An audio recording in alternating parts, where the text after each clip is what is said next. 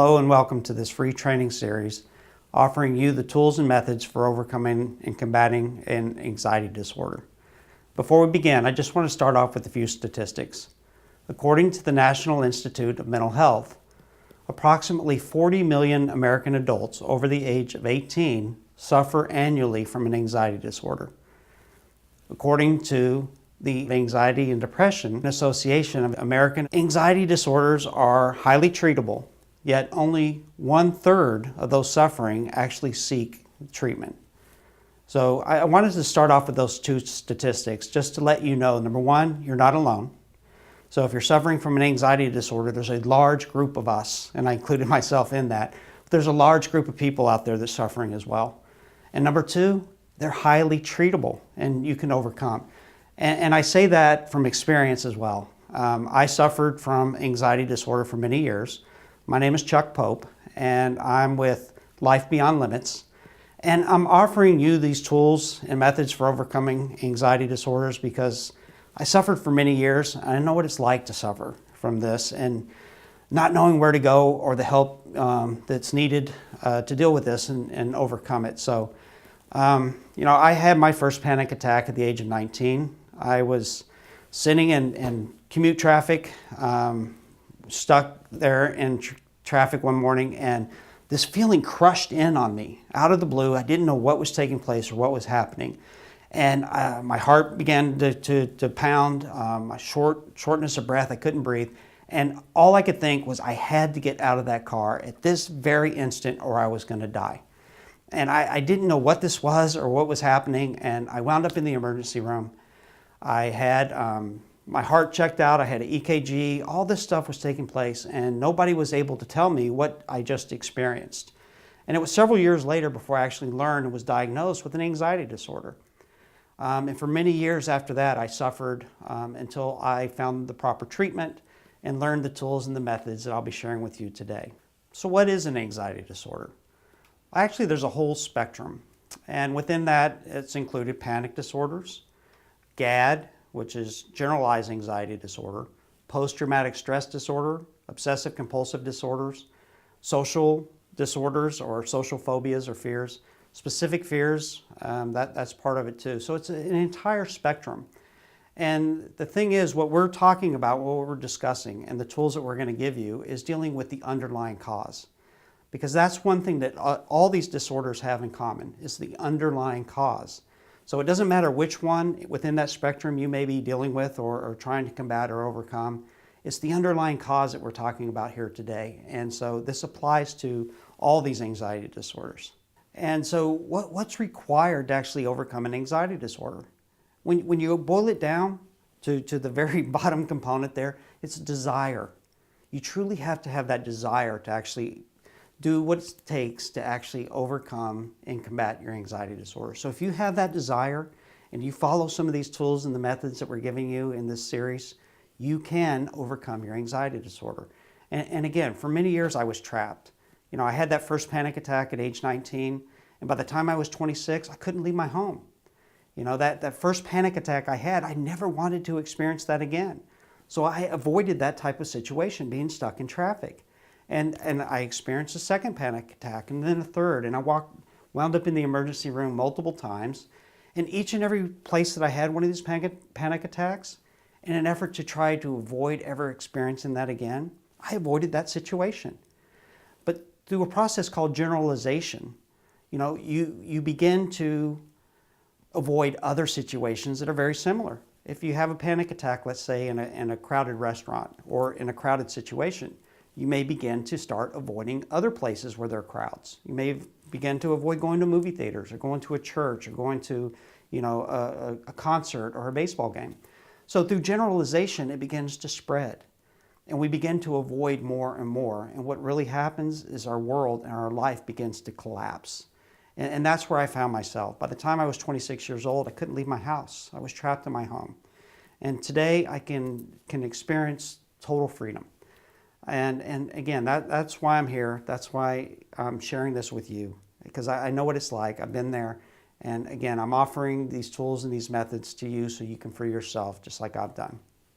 So what's taking place when you're having a panic attack or you're experiencing a high level of anxiety?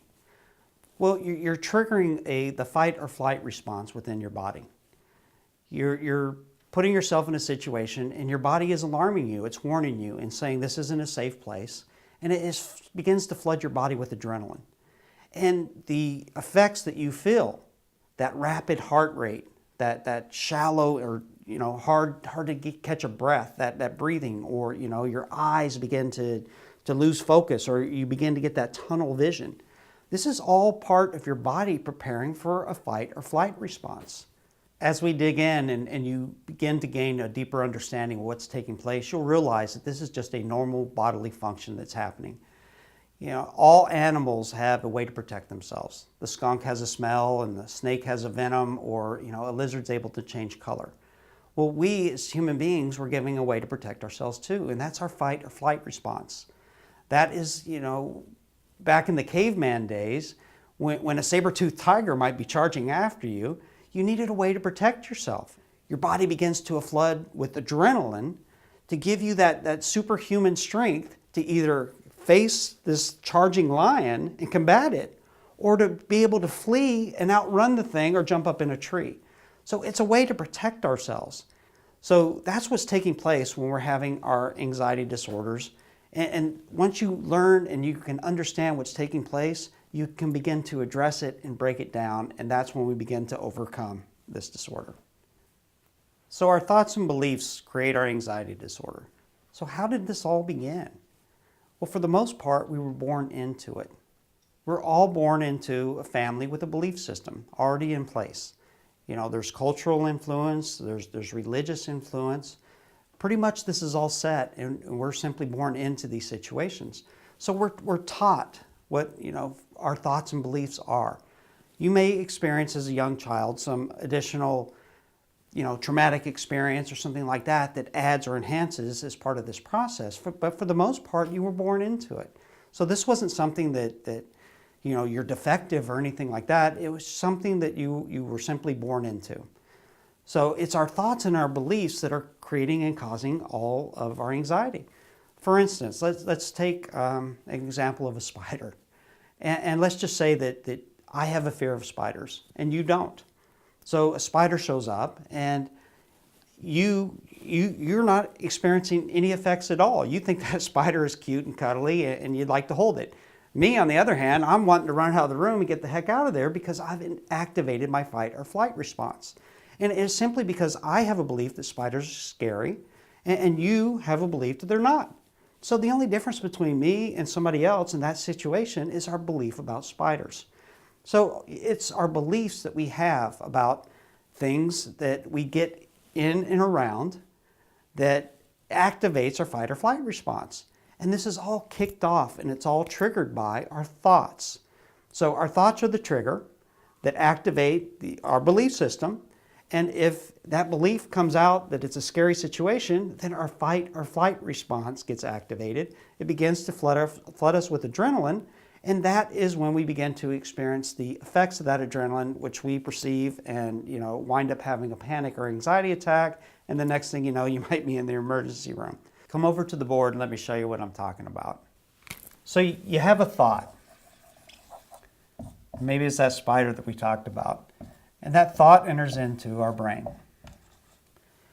And if we've deemed that it's scary, it's going to go into our belief filter. And if it's deemed as a scary thought, it's going to come out here, scary. And that's when we're going to get that shot of adrenaline that we talked about. So, we're going to get that shot of adrenaline. But if it's deemed as a safe thought,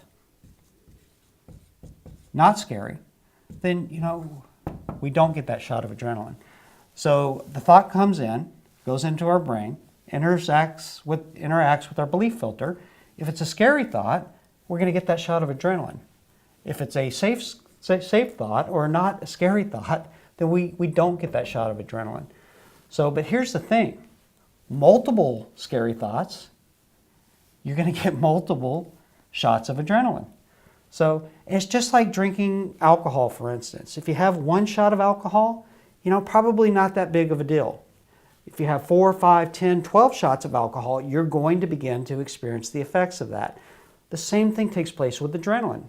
Adrenaline is the most powerful drug in our body. We've all heard the stories of the 65-year-old grandmother who's gone out and lifted a car off of her grandson.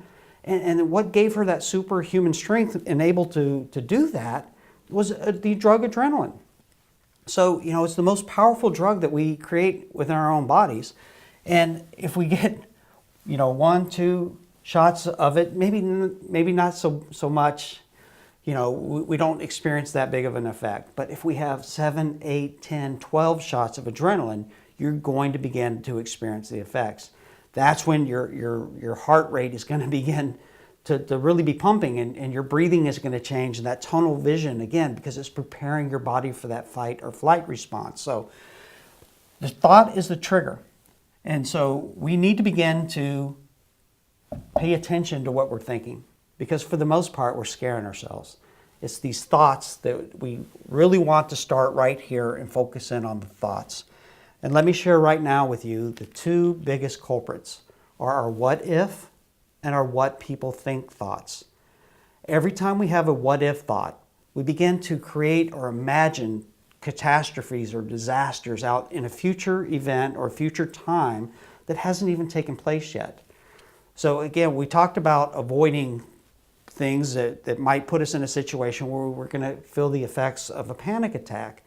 Well, it's those thoughts about those situations and events that begin to trigger this entire process. You don't even have to be in the event for it to take place. You can have a thought. For instance, if you have a flight, an upcoming flight, and you have a fear of airplanes, which I had for many years, and I couldn't get on a plane for over 25 years. So if you start having thoughts of a future event, a week out, 2 weeks out, every time you have a thought, it's going to interact, and you're going to get that shot of adrenaline, maybe 10 days or a week before the event actually takes place. So you can be constantly walking around with this increased level of adrenaline in your body and being constantly on guard, hyper vigilant, this just filled with this anxiety all the time because you keep creating or having these thoughts that keep flooding your body with adrenaline. So our main focus and our first focus needs to be on our thoughts. You need to begin to start tuning into your what if thoughts. What if I get on an airplane and I have a panic attack? Or what if I get on an airplane and I get up and I start running down the aisle and I go crazy, and what if and what if and what if? And every time you have a what if thought, you're going to get that other shot of adrenaline. So again, one thought, one shot of adrenaline, it's not going to be that bad. But 5, 6, 10, 12 shots, this is called a cascade of thoughts. You're going to get a large dosage of adrenaline, and that's when you begin to experience a panic attack or anxiety, high levels of anxiety. So that's really what's taking place. It's our thoughts that are trigger, and it interacts with our belief system. And at some point in our life, we have deemed something to be scary. The spiders that I've talked about, or a certain situation or circumstance. Maybe you experienced something as a young child and you deemed that to be a scary situation, and you didn't want to experience that again. So your brain it catalogs these things. It's constantly making meaning of everything that takes place in our life. When we're young, that's how it begins to make sense of the world around us. It puts everything in categories, and it assigns meaning to experiences, situations, people, events. And if it was deemed scary, you were in a certain situation as a 4 or 5-year-old child and you thought that was a scary event, well, that gets cataloged. And then as an adult, when you try to put yourself back in that same situation or experience that same event, that catalog, your belief system, that belief filter, it's going to get interacted with. And again, that's when you're going to get that shot or dose of adrenaline. And I want to talk about our beliefs now a little bit.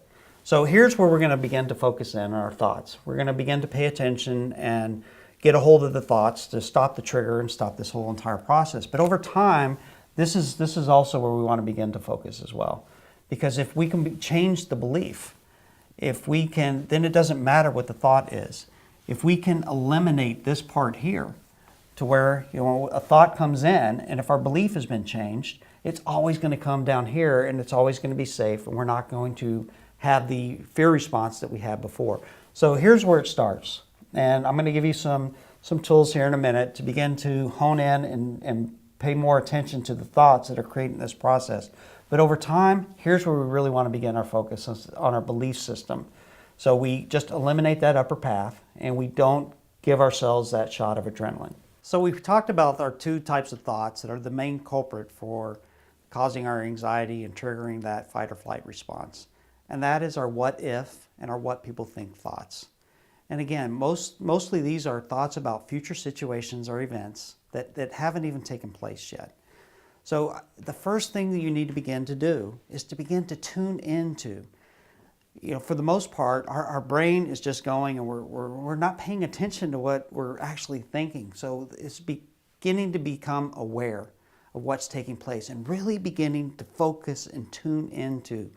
And any time that you have a what if or what people think thought, you need to get control of that. You need to stop it. And that's what I want you to do.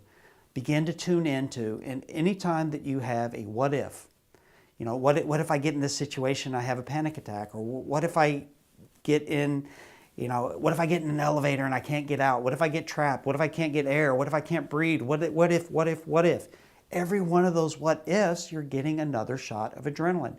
So at the very first time that you recognize that you're having a what if thought, say to yourself, stop. Just simply say, stop. Take a deep breath and count to 4. 1, 2, 3, 4. Release that breath. And then I want you to begin to switch your thoughts. Just like we're able to switch our thoughts from, let's say, a microwave. We're all able to think of a microwave and what that looks like, or some food that we've actually prepared in a microwave before. And then you could switch that thought from a microwave to a bicycle. It's simple to do. We can change our thoughts. We can be thinking one thing and simply change it to something else. So whenever you have a what if thought, I want you to say stop. I want you to count to 4, take that deep breath, and then switch that thought to something else.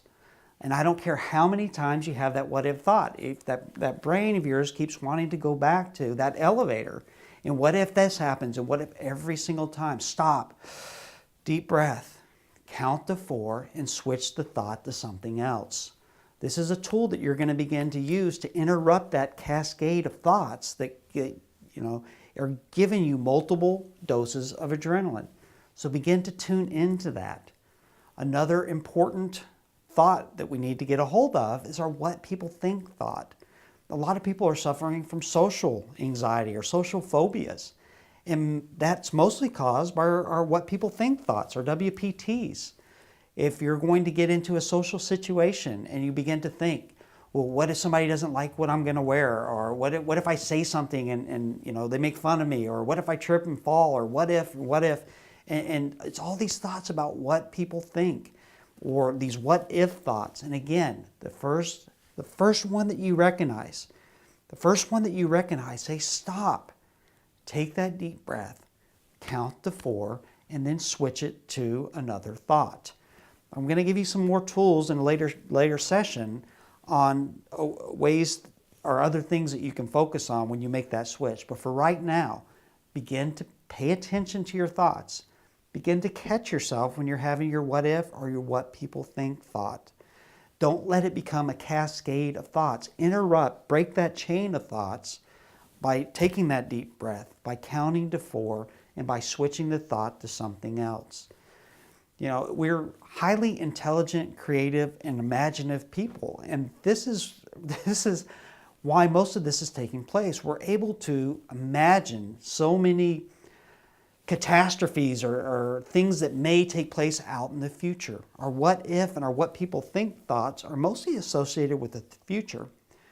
I can imagine, right now a shark jumping up through the floor here and gobbling me up. I mean, my imagination, we can come up with all kinds of things. It's not going to happen. But if I begin to have those kind of thoughts, what if that shark, jumped out of the floor right now? Stop. Count to 4. Take that deep breath and then switch it to something else. So you really need to become that vigilant and that focused and aware of the thoughts that are taking place, because for the most part, They're taking place all the time, and we're not paying attention to that. And the next thing you know, you're feeling the result, you're having this anxiety, and you think it has come from out of the blue. Well, it hasn't. What's preceded it is some of these what if or what people think thoughts that you weren't even paying attention to or you didn't even realize was taking place. You simply flooded your body with adrenaline. You've activated your fight or flight response. You know, you may be sitting in stop morning commute traffic like I was when I had that first panic attack. Well, I can assure you I had a bunch of what if thoughts that led up to me having that panic attack, and I'm just sitting there. My brain's on autopilot, and all these thoughts were taking place, and I began to get flooded with adrenaline, and the next thing I knew, I wound up in the emergency room. So once you begin to understand this process and tune into it and break that cascade and break that chain of thoughts, that's when you begin to overcome your anxiety disorder. So for now, just know you're not alone, and know you can combat and overcome your disorder. That what I'm sharing with you is the exact tools and methods that I use to overcome my disorder that I had for many years, and that put me in my home trapped, and I couldn't experience the life that I wanted to experience. So thousands and thousands of other people have used these same methods and tools as well. So you can get better if you have that desire that we talked about. So please stick with us. I'm going to be sharing some future tools and methods going forward. Today was really about giving you some awareness, letting you know what's taking place, and letting you know that there is hope and there is a way to overcome and combat this. So for now, just remember to begin to tune into your thoughts. Stop your thoughts, stop that chain, that cascade as they're taking place. Join us on our Facebook page. At Life Beyond Limits, we have a Facebook page, so please join us there. You can get some additional tools, and you know, it's part of a community as well. So there's many other people that are out there suffering. There's conversations that take place there, and you can talk to other people who are experiencing some of the same things, and you can share as you're going through this process and how they were able to achieve or overcome their anxiety disorder as well. So stick with us. There's more to come. Just know that you will and can get over this if you have the desire to do so. So thank you.